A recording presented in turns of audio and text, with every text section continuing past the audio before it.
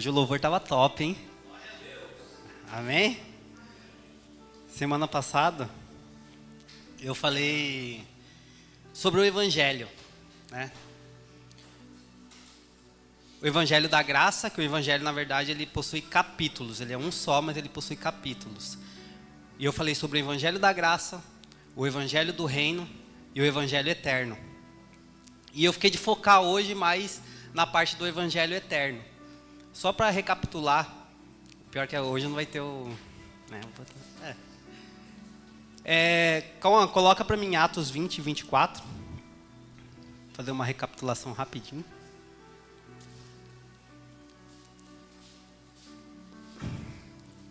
Falar primeiro sobre o Evangelho da Graça.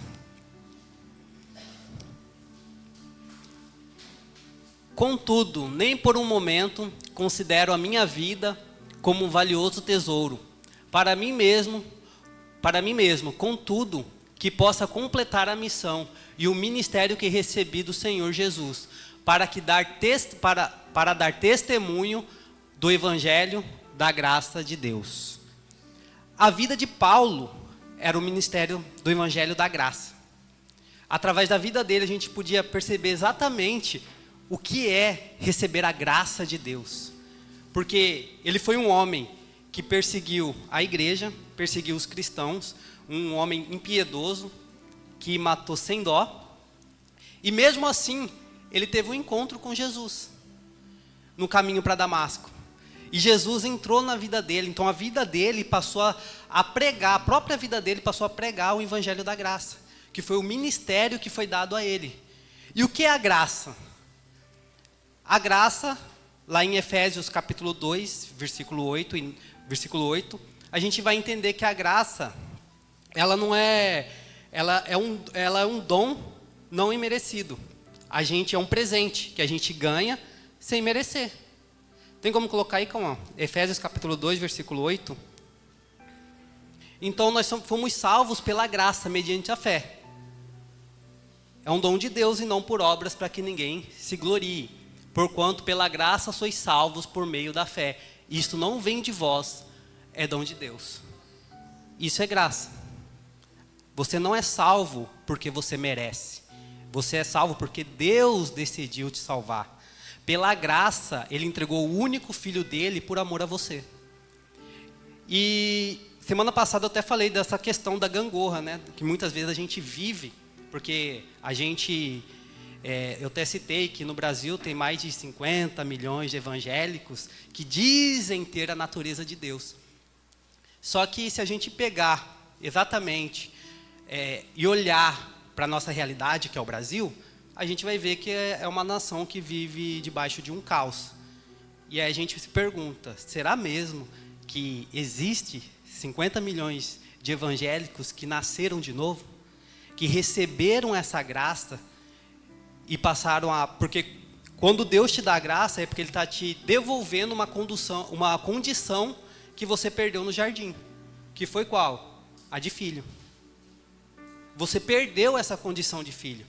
E agora Deus, por intermédio da graça, por intermédio do seu filho, Ele passa a te devolver essa condição de filho.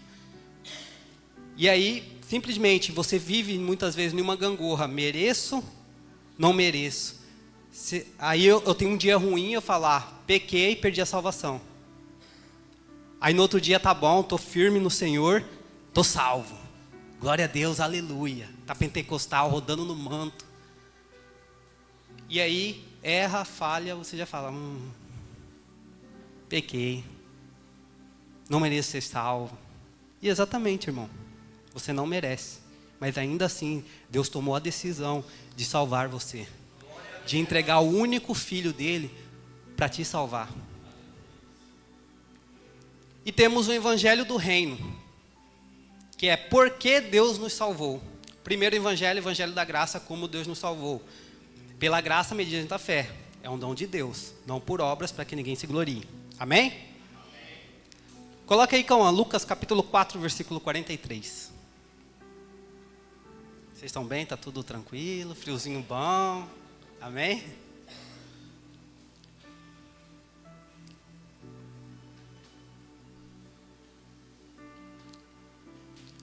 Contudo, ele ponderou: é necessário que eu anuncie também as boas novas no reino de Deus. Em outras versões vai estar também que eu anuncie o evangelho do reino de Deus em outras cidades, pois precisamente para isso eu fui enviado.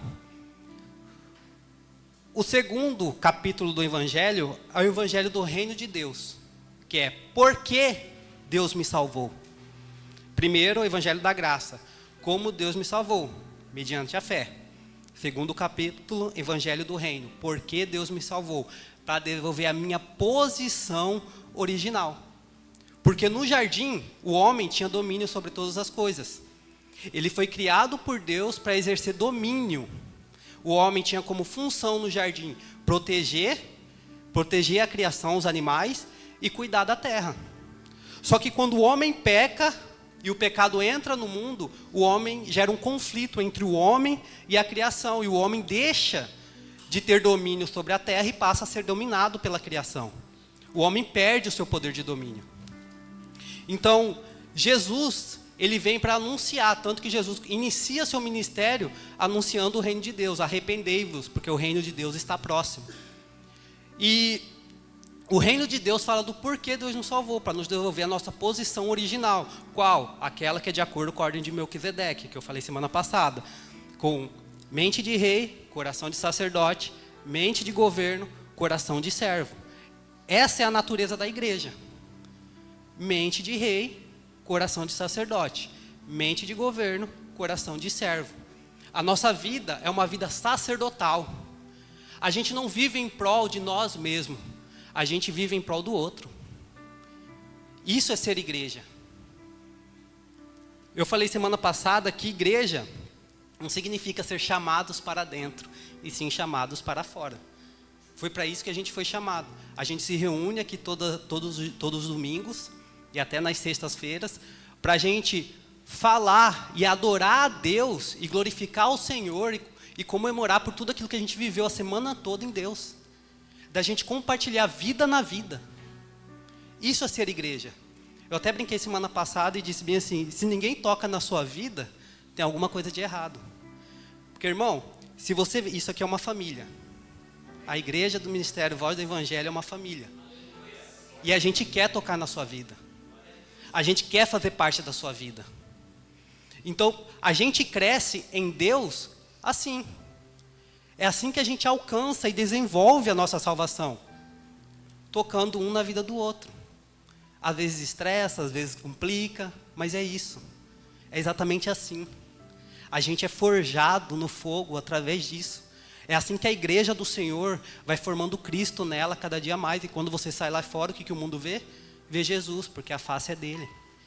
Você começa a mostrar aquilo de Cristo que foi formado em você. E isso é formado quando você toca na vida de outra pessoa. E isso é formado pelos perrengues que você passa no dia a dia. Pela paciência que você tem que adquirir. Pela paz que tem que ter no seu coração todos os dias. Eu falei aqui semana passada que os discípulos buscavam conhecimento e poder. Mas uma única coisa Jesus queria ensinar. Jesus orou para eles, para que eles tivessem humildade e mansidão de todo o coração. Essa é a principal característica de Jesus. A principal característica de Jesus não é conhecimento. Não é eu orar por uma pessoa, ela cair no chão, babar. Mas a maior manifestação de Cristo na vida de uma pessoa é mansidão e humildade. E a gente adquire isso na igreja. Na vida da igreja. Amém? Então, o Evangelho da Graça. Como Deus me salvou? Mediante a fé. Evangelho do Reino. Por que Deus me salvou? Para me devolver a minha posição original que eu perdi no Éden. Por causa do pecado. Coloca aí, Cauã. Apocalipse, capítulo 14, versículo 6.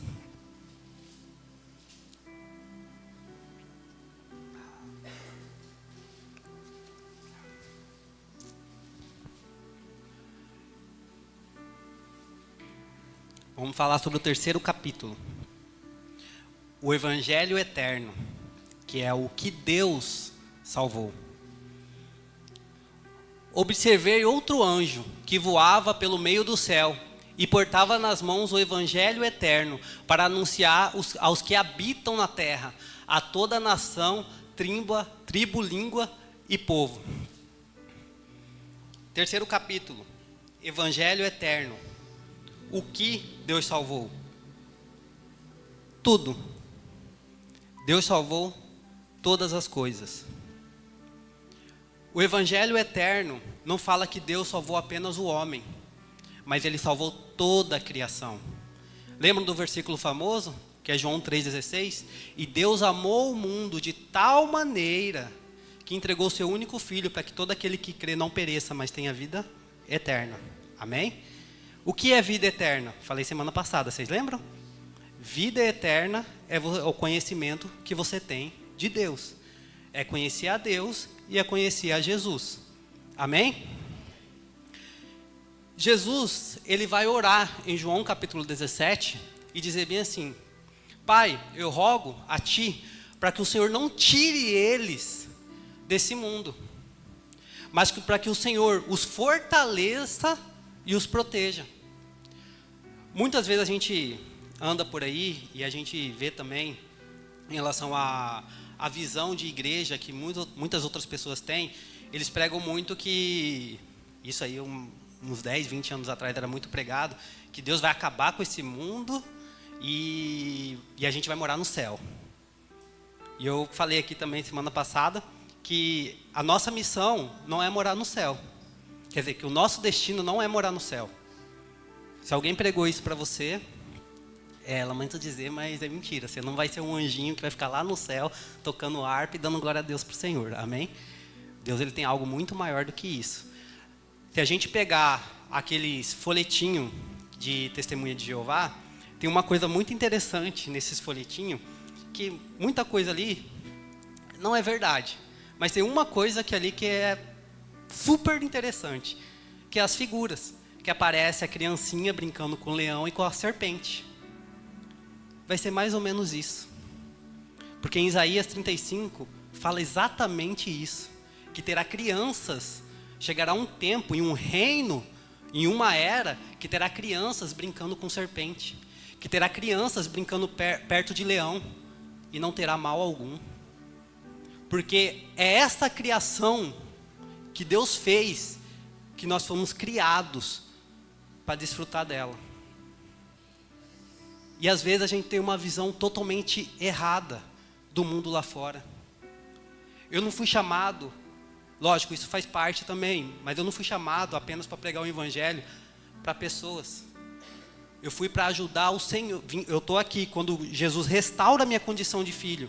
Quando eu entendo a minha posição de governo.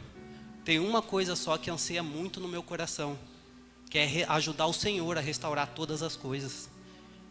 E é isso que tem que estar no nosso coração. Daqui a pouco a gente vai ler Romanos 8, versículo 19. Que vai falar que a criação criada aguarda com grande anseio, grande expectativa, a manifestação dos filhos de Deus. Cadê esses filhos? Cadê os 50 milhões de evangélicos que se dizem ser filhos de Deus?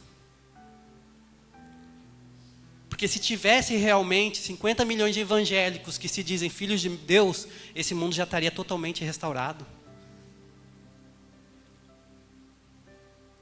E muitas vezes a gente, quando passa a ter um conhecimento das Escrituras, quando a gente passa o Espírito Santo formando Cristo em nós, o Antônio veio aqui 2 semanas atrás e pregou sobre o batismo com o Espírito Santo, eu até não sabia que existia primeiro e segundo batismo. Ele falou muito sobre o Espírito Santo. E tem uma coisa, que lá em Gênesis capítulo 1, quando Deus cria o homem, Ele cria depois de ter feito a criação. E quando Deus cria o homem, qual que é o último ato de Deus com o homem? Alguém lembra? Alguém sabe? Antes da criação? Antes de criar completamente o homem, qual que foi o último ato? Deus soprou no homem o Espírito de vida. Ele soprou no homem o Espírito Santo. Quando Jesus ressuscita, e ele vai encontrar com os discípulos, o que ele faz? Ele devolve ao homem aquilo que o homem perdeu no jardim. Porque o homem, a natureza olhava para o homem e via Deus. E Deus olhava para o homem e via a criação. Agora, esse elo entre Deus, o homem e a criação foi quebrado por causa do pecado. E eu acho muito interessante em falar sobre essa questão do Evangelho, porque ela é a base, talvez ela é a maior pauta que a gente tem que pregar. Porque o Evangelho é uma boa notícia daquilo que Deus fez por você, e não um bom conselho, que você merece alguma coisa, que eu tenho que fazer algo para obter aquilo. O Evangelho não é um bom conselho, e sim uma boa notícia. A Andréia ontem no albergue, ela enquanto ministrava a palavra, ela chamava o pessoal que estava ali tudo de irmãos, ouçam isso e tal, irmãos. Ela já começou a pregar como se eles já fossem cristãos. Por quê? Porque Jesus já morreu por eles na cruz. Falta o quê? Eles abrirem os olhos e enxergar que Cristo já encontrou eles. Ali, ela praticamente estava dizendo, vocês já são meus irmãos, uma boa notícia.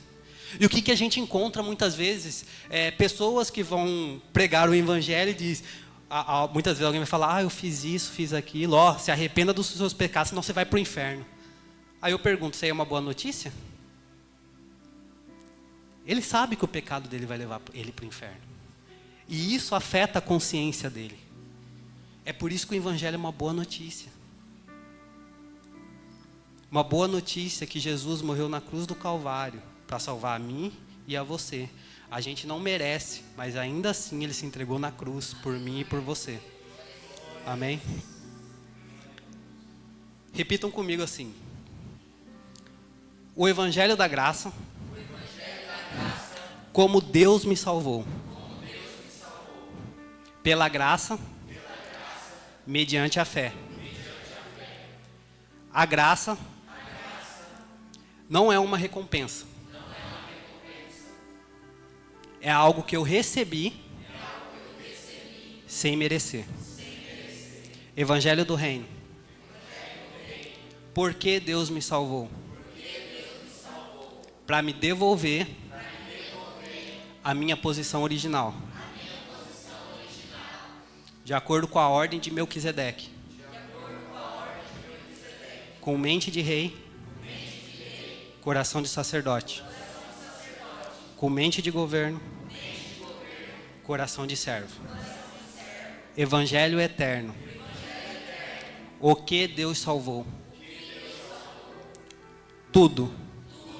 O homem e toda a criação. Logo, a minha missão não é apenas ganhar almas para Deus, mas ajudar o Senhor na reconciliação e na restauração de todas as coisas. Isso é o Evangelho. Amém?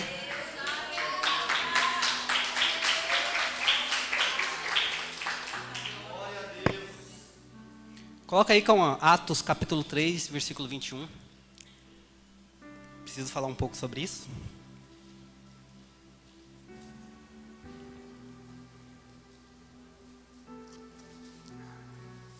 O bom é que hoje eu tenho tempo, hein? Tem até 9h30. Amém? Amém, igreja? Amém. A pastora.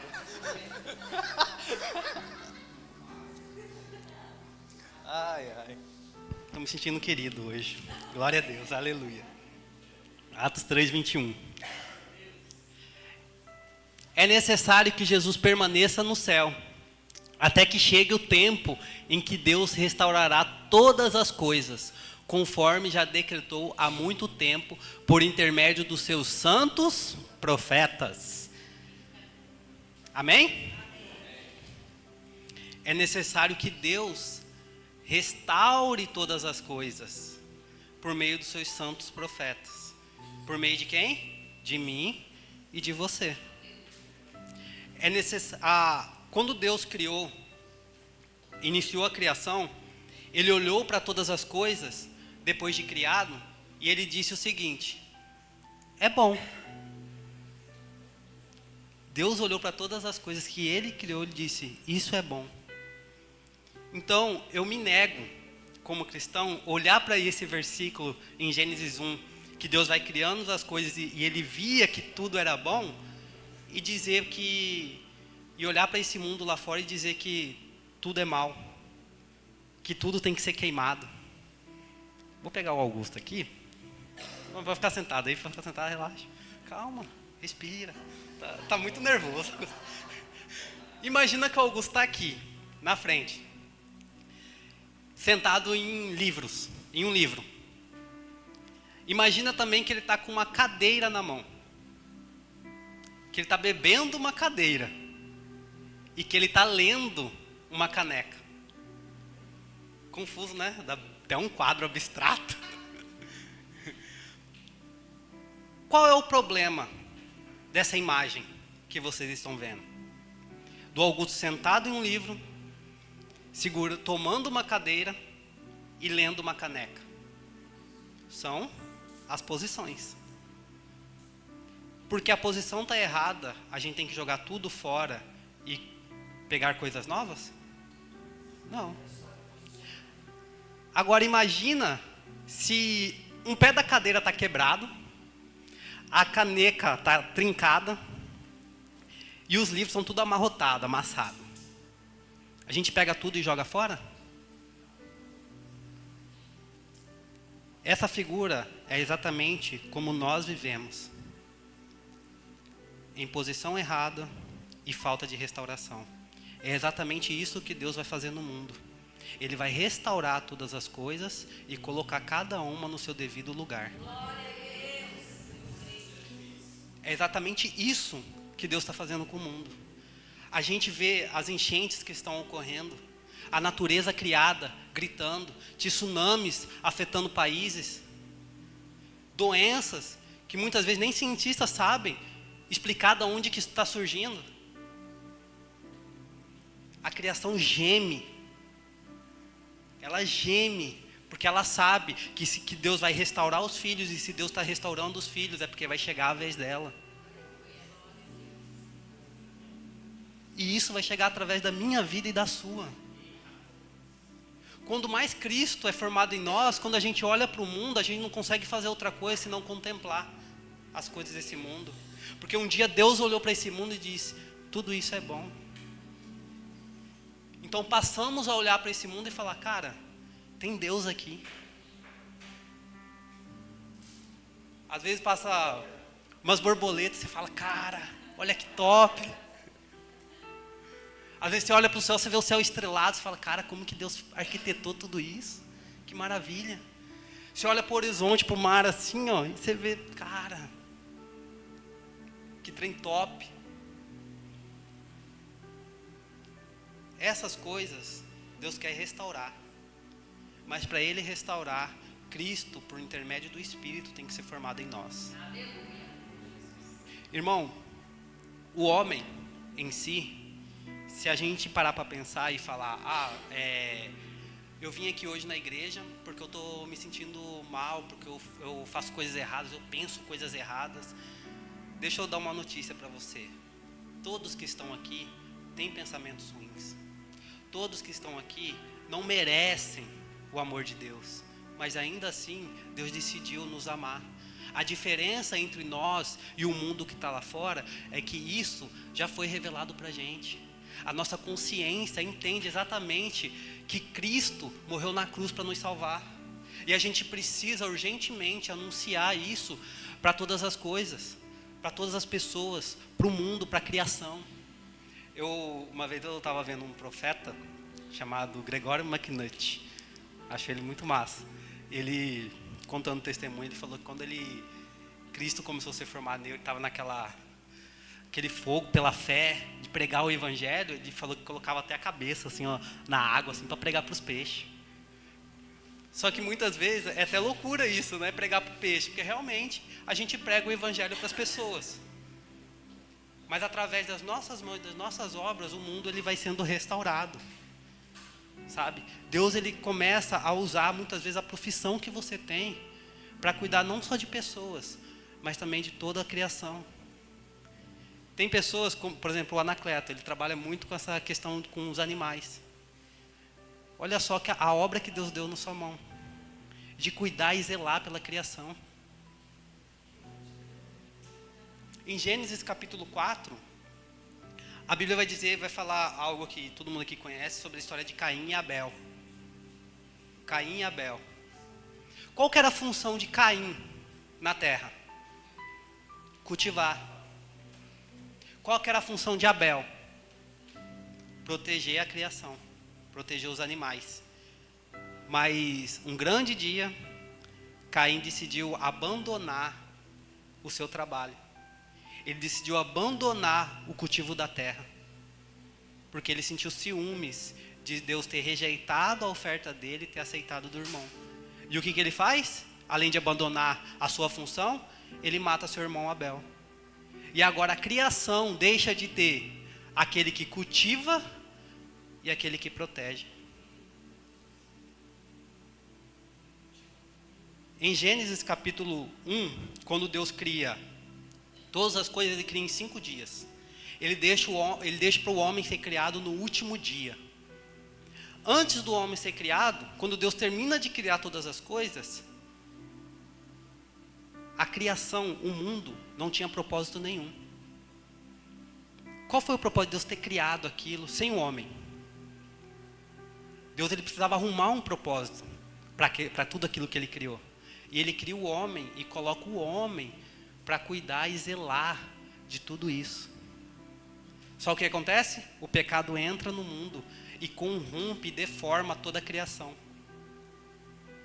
E agora a criação está gemendo, está gritando para ser salva. Às vezes a gente é tão egoísta que a gente só olha para o nosso próprio umbigo. A gente olha e fala, cara, tomara que Jesus volta logo, porque eu não quero mais estar aqui. Cara, você já parou para pensar, isso é um fato, que você não vai sair daqui? Que não é você que vai para o céu, é o céu que vai descer na terra? Essa é a missão do nosso sacerdócio. Assim na terra, como é? A gente tem que fazer a terra ser semelhante ao céu. Porque um dia o céu vai descer. A gente vai ver como se fosse uma casa de 2 andares, sabe? O céu bem aqui, ó. Isso é maravilhoso. A gente está precisando de ter trabalhadores para o reino de Deus. A gente está precisando de médicos de Deus, advogados de Deus, porteiro de Deus, vendedores de Deus, pregadores de Deus, de vez em quando, né? Ministros de louvor de Deus, Uber de Deus. Tem coisa melhor para evangelizar uma pessoa que no Uber? Então a natureza criada, ela está com uma expectativa, ela está com um anseio, esperando a manifestação desses filhos.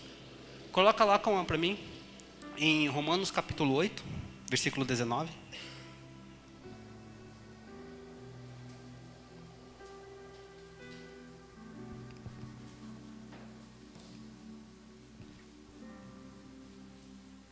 A própria natureza criada aguarda com vívido anseio que os filhos de Deus sejam revelados. Cara, Romanos 8 é um dos capítulos mais sinistros que existem. Pro bom, tá? É um capítulo assim que você lê, cara, o entendimento e o conhecimento que você vai tendo das coisas de Deus é profundo.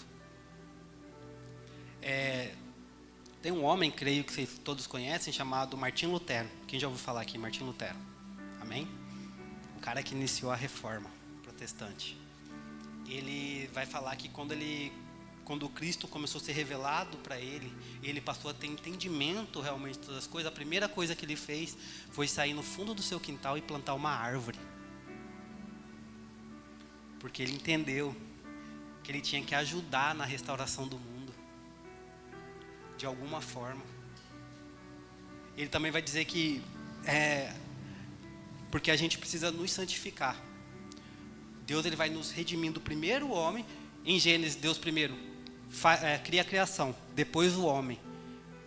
Após a queda, Deus agora está redimindo o homem para depois restaurar toda a criação. Ele está fazendo o processo inverso. Porque o pecado entrou por meio de um homem. Amém? E ele vai falar bem assim, que ele era monge, né? Ele era monge. Ele viveu cerca de 15 anos de celibato. E ele vai falar bem assim, e ele depois casou, teve uma esposa, ele fala, 1 ano de casamento me santificou mais do que 14 anos de celibato. E eu já falei aqui, quando eu falei sobre paternidade e destino, que Deus, como pai, procura uma família. E a igreja é a família de Deus. A igreja é para o pai uma família, para o filho uma esposa e para o espírito uma morada. O lance é casa, família. E Deus, ele anseia para que essa família comece a ser semelhante ao seu filho. Em Romanos capítulo 8, versículo 28 e 29, e a gente leu isso a semana passada, vai falar que todas as coisas cooperam para o bem daqueles que amam a Deus segundo o teu propósito. Porque de antemão ele nos predestinou a ser a imagem do seu Filho unigênito. Ele nos predestinou com antecedência para ser a imagem do seu Filho. Esse é o nosso destino. Ser semelhante a Jesus. O meu destino não é ir morar no céu. O céu é minha missão. Trazer o céu para a terra. O meu destino é me tornar como Jesus. E a natureza, ela precisa olhar para mim e ver Cristo em mim. Vocês lembram quando Jesus estava no barco e veio aquela tempestade forte e ele estava dormindo em meio à tempestade?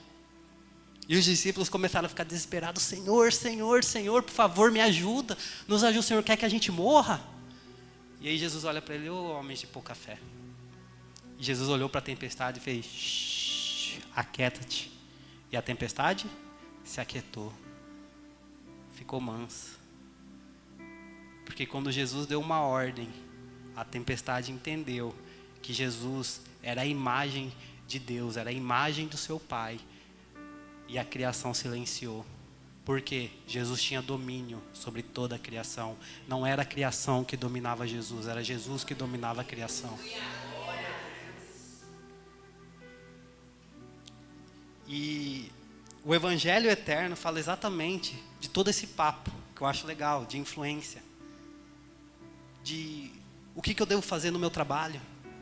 Como que eu vou pregar o Evangelho no meu trabalho? Porque tem profissões, muitas vezes, que é até proibido falar de religião ou de qualquer coisa relacionado a isso. E Jesus, ele vai nos dar uma orientação perfeita. E ele vai dizer assim, quando vocês estiverem diante do povo, quando vocês estiverem sendo julgados ou enfrentando alguma coisa, deixe o Espírito Santo falar, que ele vai dar as palavras certas para que vocês dizem. Para que vocês possam anunciar. E como você ouve o Espírito Santo? E como você ouve e sabe exatamente as palavras certas? Tendo intimidade com Ele. Porque isso já foi derramado sobre a sua vida. E aí entra naquele papo novamente. Eu tenho que desenvolver essa intimidade. Porque ela já foi derramada sobre a minha vida. Eu até falei para o Antônio, você tem que pregar sobre, como que é, os portões dos olhos lá e dos ouvidos? Portas espirituais. Você tem que fazer uma sessão, um mês inteiro só disso. De falar sobre os olhos, os ouvidos, a boca. Porque o Espírito Santo nos usa de cada forma, irmão, que você nem imagina. Às vezes tem uma pessoa angustiada, e eu já passei por isso, que ela está angustiada, você consegue sentir a angústia dela. Sabe? Você passa por ela assim, você fala, cara, parece que é aquele anseio no coração que o Espírito Santo grita assim, fala, vai lá e abraça essa pessoa, vai lá e fala com essa pessoa. Muitas vezes o Espírito Santo, você vai estar em momentos na sua vida, em posição de falar determinadas coisas, que é o Espírito Santo que vai dar as palavras corretas. Diante de autoridades, diante de pessoas importantes. É o Espírito Santo que vai colocando as palavras na sua boca, para que isso seja anunciado. O certo era falar que não é nem por nós mesmos, né? É o Espírito Santo que faz por nós, porque a Bíblia vai dizer que o Espírito Santo grita com gemidos inexprimíveis, porque a gente não sabe nem orar. O Espírito Santo intercede por nós. Muitas vezes a gente vive aquele cristão 007, tá? Ninguém sabe que eu sou cristão. Só sabe que eu sou cristão quando eu estou na igreja. Legal, né? Cristão 007. Ninguém sabe quem é. E tem a missão de se esconder durante a semana toda e depois chegar na igreja e falar, sou cristão.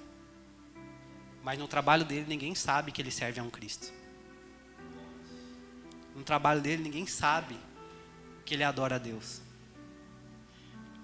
E isso revela muito do coração dele. Isso revela muito de quem ele é. Porque é fácil chegar na rede social e postar versículo bonitinho. Deus seja louvado. João 3,16. É muito bonito. Mas é melhor ainda quando as pessoas olham para você e veem a palavra pregada através da sua vida, através do seu agir e através das suas práticas cotidianas, no seu dia a dia. Esse papo de influência, a Bíblia vai nos comparar ao sal da terra, porque a gente tem que influenciar as pessoas e não ser influenciados por ela. E a gente vive em ambientes, muitas vezes, que esse ambiente vai nos mudando. E deveria ser o contrário. Porque tem pessoas que vêm na igreja e lá no mundo está vivendo um ambiente totalmente à parte. Mantém as mesmas amizades que te afastam de Deus. Mantém as mesmas pessoas que te afastam de Deus. E depois quer perguntar por que dentro da igreja a palavra não foi legal. Por que o louvor foi frio. Irmão, você já tem que chegar de lá pegando fogo. Você já tem que chegar lá de lá animado por tudo que Deus fez na sua vida. Por tudo aquilo que você foi usado por Deus para influenciar. Tem uma frase muito top. Deus faz em mim, através de mim. Deus, Ele quer fazer em você. Ele quer derramar bênçãos sobre a sua vida. Ele quer derramar milagres que você nunca viu na sua vida. Mas Ele também quer fazer em você, através de você.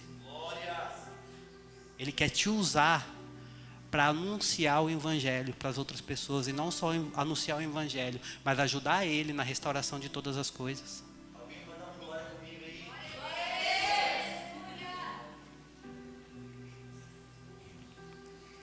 Próximo, calma.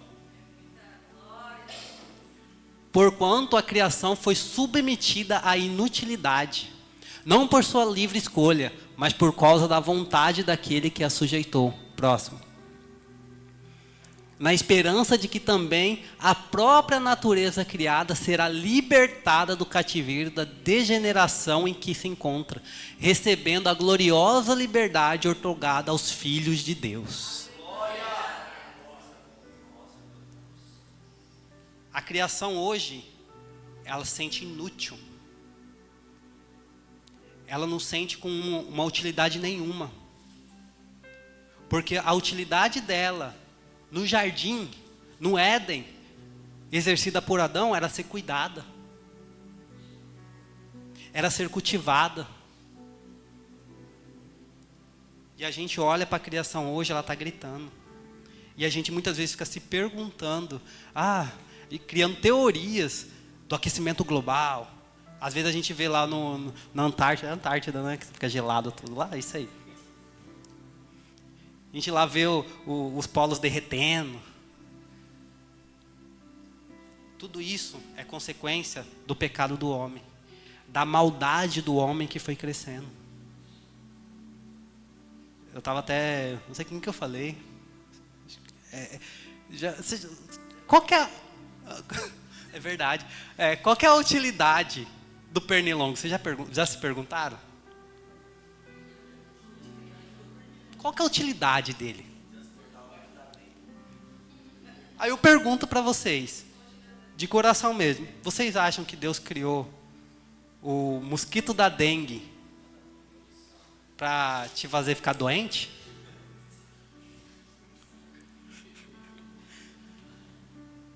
Qual que é a utilidade do espinho? Vocês sabiam que Deus não criou o espinho? Não sabiam? Lá em Gênesis capítulo 3, versículo 14, vai falar que quando o homem pecou, a criação entrou em conflito com o homem e a terra gerou, por causa do pecado, espinhos e abrolhos. Sabe o quão absurdo isso? Que o seu pecado foi tão violento, o pecado do homem foi algo tão violento na criação, que gerou coisas que hoje geram conflito com nós. Coisas que nos afetam diretamente, doenças, bactérias muitas vezes que... Estava até conversando com a Natália ali, ela até falou que tem bactéria que faz bem, que serve como para combater as bactérias ruins. Aí eu pergunto, essas bactérias existiriam para combater as ruins se elas não fizessem mal? Qual que é o propósito? Tem muitas coisas que a gente vai olhar para o mundo e a gente vai ver que a maldade do homem não foi só destruindo, mas também foi criando outras coisas para combater a própria maldade do homem. O homem não precisava fazer muito esforço para trabalhar no campo, mas agora ele tem dificuldade para arrancar uma planta porque ela está cheia de espinho.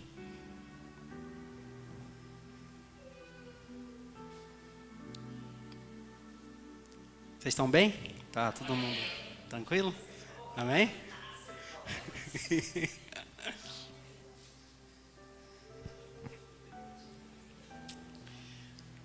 Evangelho da graça, como Deus me salvou.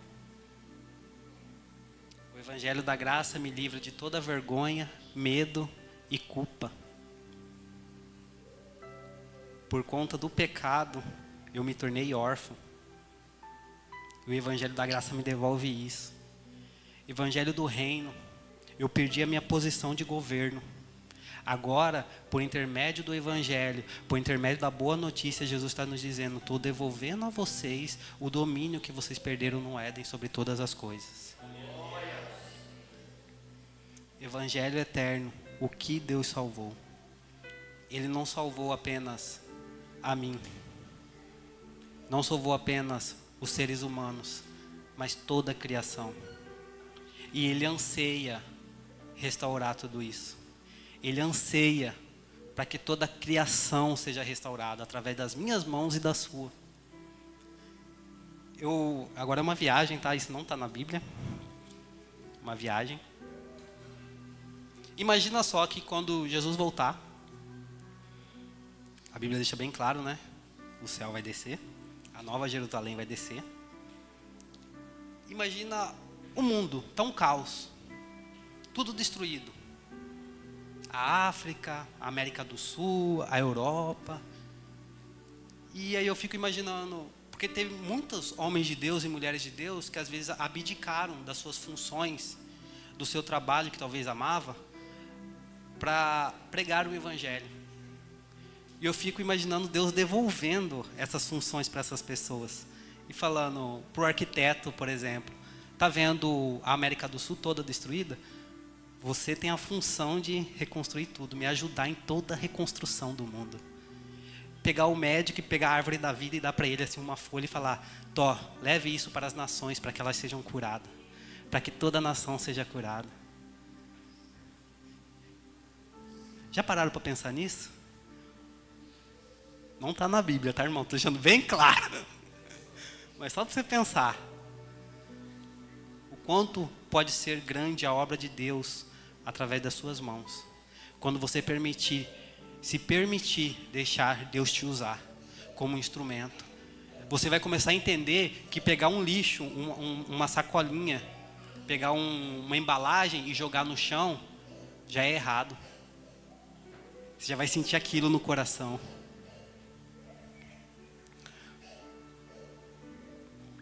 Você vai começar a cuidar mais da rua da onde você mora. Você vai começar a cuidar mais do seu bairro, da sua cidade. Porque quando Jesus voltar, você vai estar bem assim, já vou deixar tudo preparado para quando ele voltar, ele ficar surpreso que eu já restaurei tudo.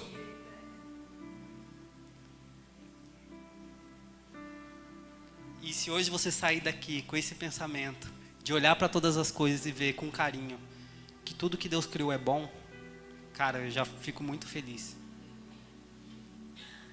Porque pregar sobre o Evangelho não é fácil. Parece fácil, mas não é fácil. Porque a gente vive um Evangelho muito raso muitas vezes. Vocês sabiam que o Evangelho tinha 3 capítulos? Eu acho que deve ter até mais, né, se a gente procurar. Mas o Evangelho é algo complexo. Eu disse isso semana passada, que parece até heresia, mas não é, irmão. Nem todo ensinamento bíblico é o Evangelho.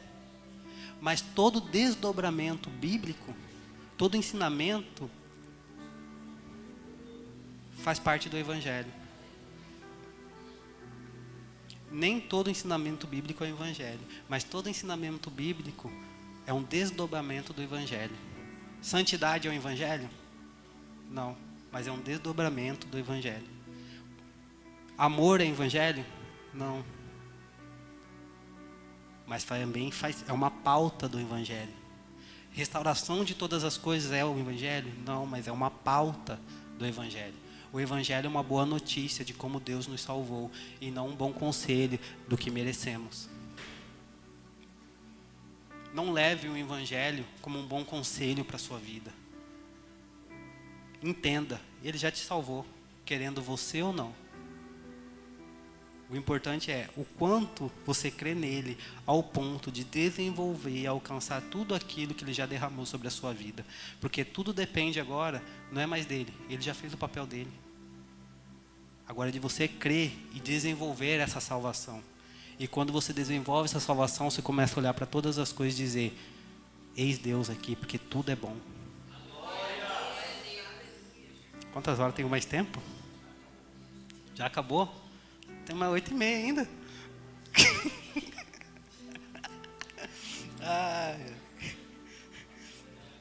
Coloca lá para mim, calma aí. Já vou encerrar. 2 Coríntios, capítulo 5.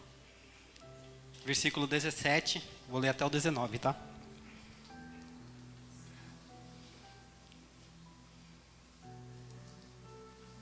Cara, Jesus é maravilhoso, entendeu? Não é possível que a nossa vida seja só acordar, trabalhar, descansar e acordar no outro dia e trabalhar. E rejeitar a ligação. Boa. E rejeitar a ligação o dia todo. Não é só isso. Deus tem algo maior para você. Mas você só vai entender isso quando Cristo for formado em você. Quando você começar a ter verdadeiramente intimidade com Ele, relacionamento com Ele.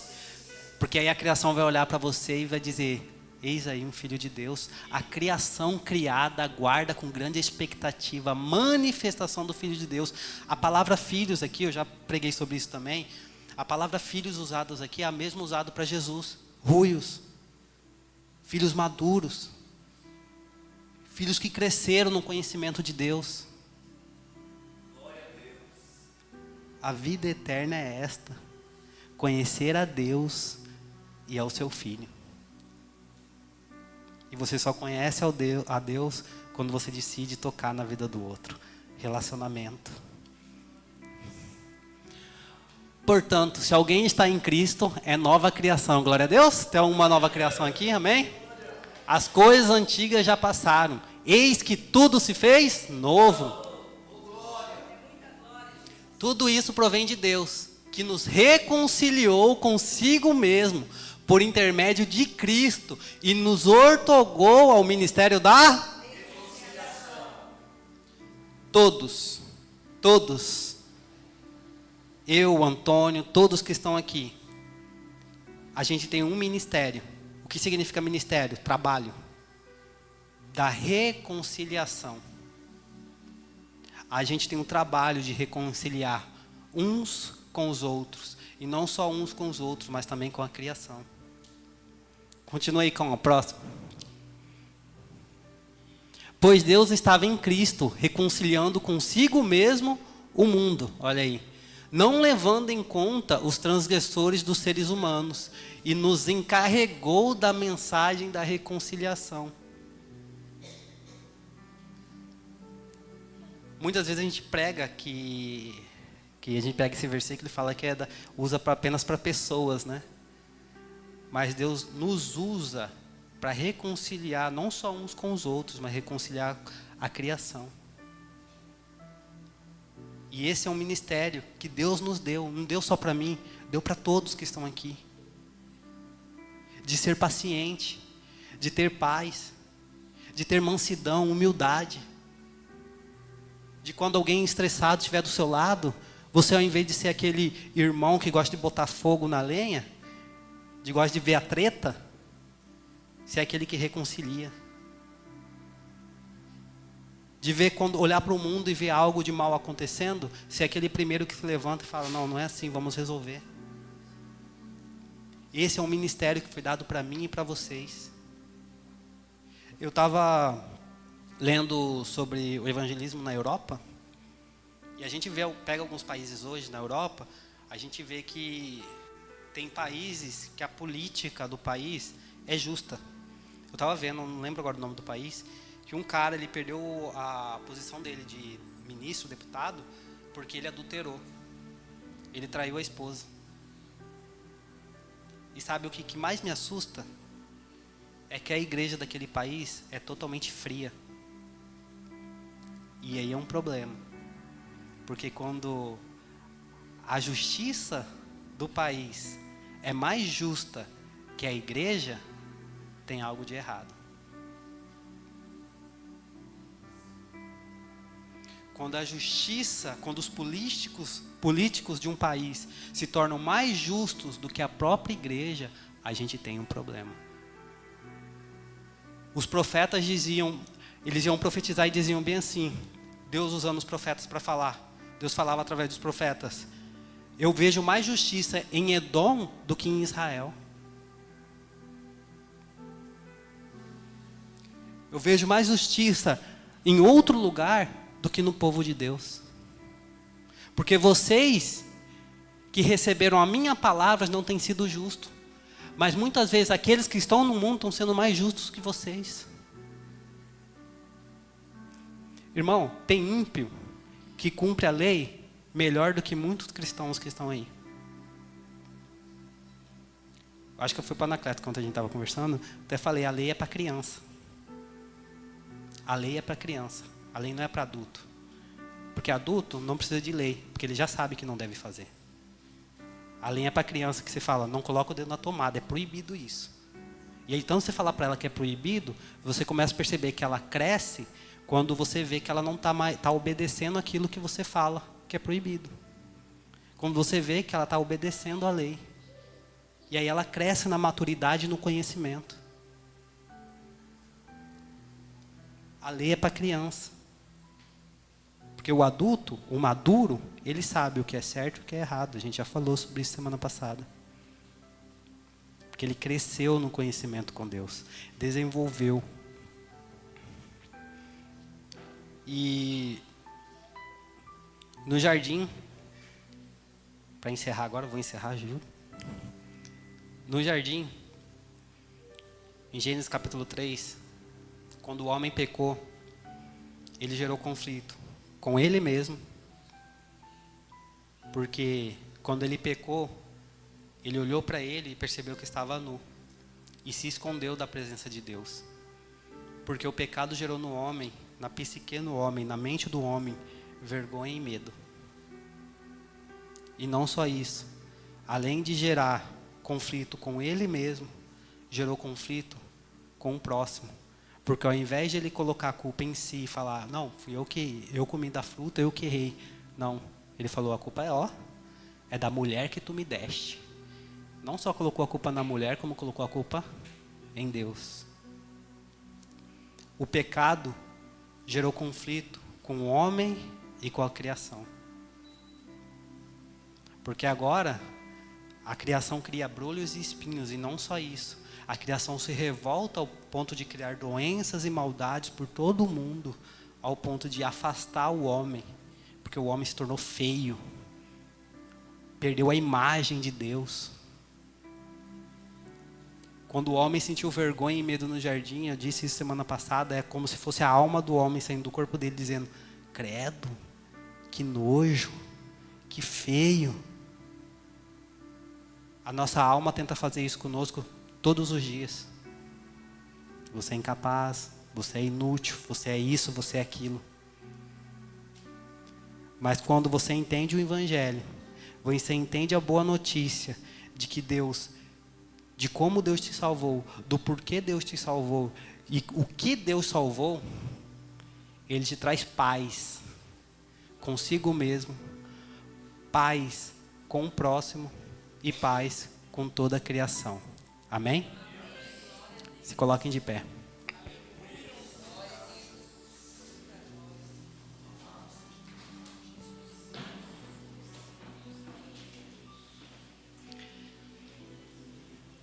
Que o Evangelho possa alcançar o nosso coração verdadeiramente.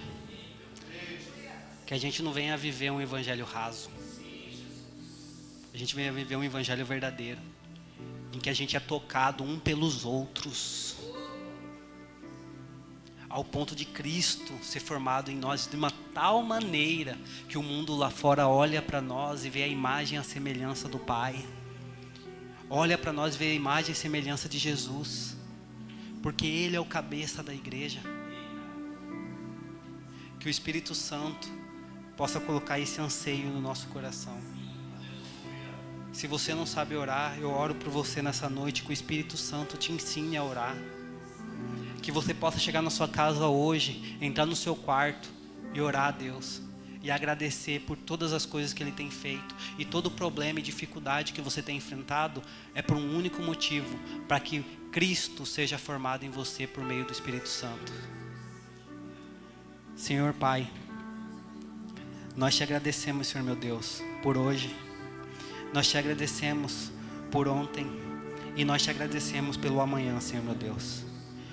Que o Senhor, meu Pai, possa derramar bênçãos sobre a tua igreja. Que o Senhor possa derramar, Senhor meu Pai, todo o seu amor e toda a sua misericórdia. Que eles venham entender, Senhor meu Deus, que sobre eles já foi derramada essa boa notícia. Que o Senhor enviou o seu único Filho, Senhor meu Deus, para nos salvar, para nos livrar de todo pecado, para nos devolver a nossa verdadeira posição de governo. Para nós entender que a gente tem um propósito maior nessa terra, Senhor meu Deus. Que o Senhor possa ministrar isso no coração deles, que eles possam usar no teu reino, Senhor meu Deus, para a restauração e a reconciliação de todas as coisas. E não viver somente, Senhor meu Deus, vivendo para o amanhã.